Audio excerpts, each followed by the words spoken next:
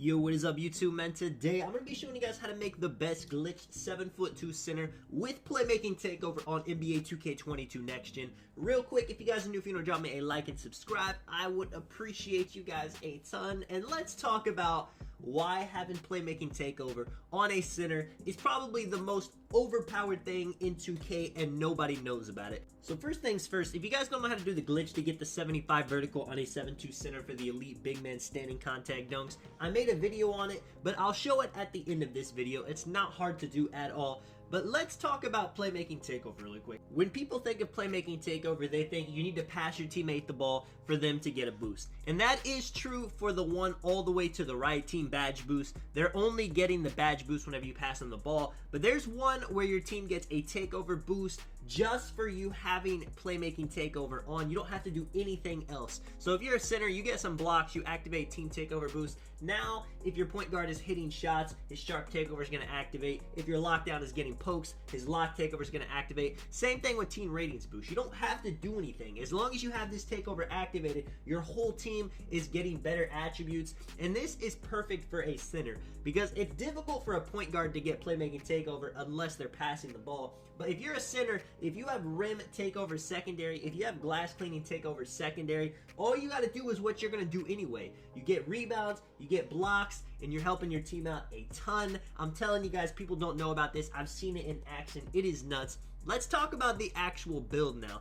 So to get Playmaking Takeover, you have to have all the playmaking max. So max pass accuracy, ball handle, speed with ball. Having a 50 ball handle, you actually do get unpluckable on bronze, which, you know, it's something. It's not the best in the world. Anything to keep from getting stripped every play. And speed with ball, I wish you got a 50 to get quick first step on bronze. Unfortunately, it maxes out at a 49. I tried everything to get it to work. But hey, man, beggars can't be choosers. The 92 pass accuracy is pretty nuts. I mean, you get all the badges you could possibly imagine. You get post playmaker on Hall of Fame. You get floor general on gold, which not a lot of centers are going to have. So you're going to be a rarity there.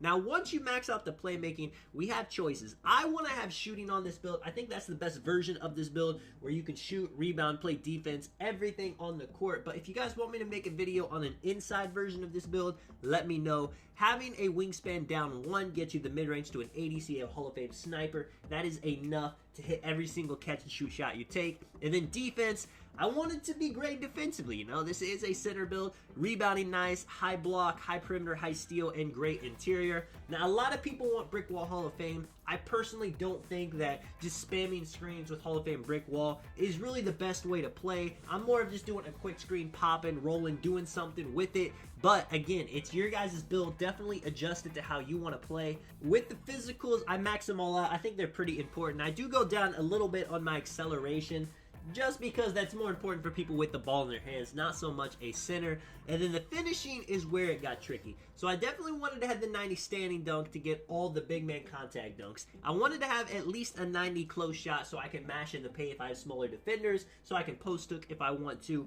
I didn't have much attributes left after that though, so I had to choose between post control, driving layup, and driving dunk. And hear me out. A lot of people are going to say, don't worry about post control. You're 7'2", you can just back people down anyway. But I've seen 7-foot centers with no post control not be able to back down a 6'6" guard.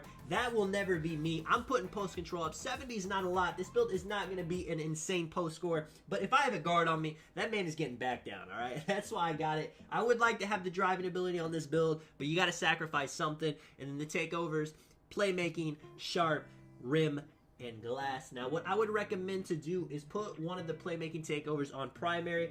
More so, the team takeover booster is crazy. If you have it activated, your team's going to be able to get takeovers super quick, whether they get sharp by hitting 1-3, whether they get locked by getting 1 steal. And then your secondary takeover, I would either have rim or glass. If you think you're going to get a lot of blocks, definitely put rim secondary. That gets your primary takeover faster. I know a lot of people don't know that, but that is the benefit of the secondary takeover, even if you're not getting it.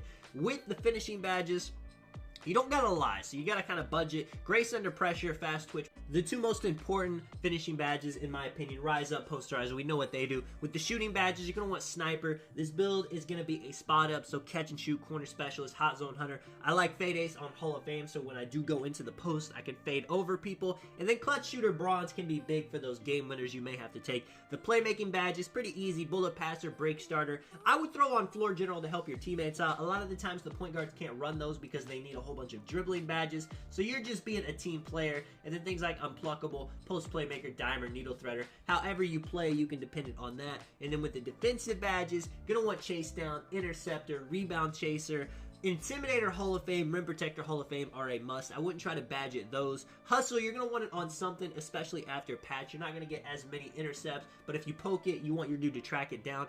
Brick wall on gold. If you're running as the main pick and roller, which you probably will be on a 7-2 center, I would space the rest of the badges out between box, worm. You could put on something like pogo stick if you're playing the 1s or 2s. It's a little bit more important. Maybe even post move lockdown. You don't have the highest strength on this build, so if you do go up against a 99 strength center, some reason, you know, not a lot of people make that because the speed is so low, but it'll help you out there. I'll be making a video on post move lockdown very soon, by the way. Now let me show you guys how to make this glitched build really quick. If you guys didn't know, if you guys do know, appreciate you guys watching. Have a nice day. But all you got to do is start in the metric system, go to settings, change it from imperial to metric, go in. We're going to delete this. Now we're going to make it fresh, brand new. All we're going to do is create a center. As always, nothing else on this screen matters. Handness, none of that stuff. With this screen, the first thing you want to do is go down the weight and change it to 97 kg. That is how we get this glitch. After that, we're going to go up. We're going to put the height to 2.17 m,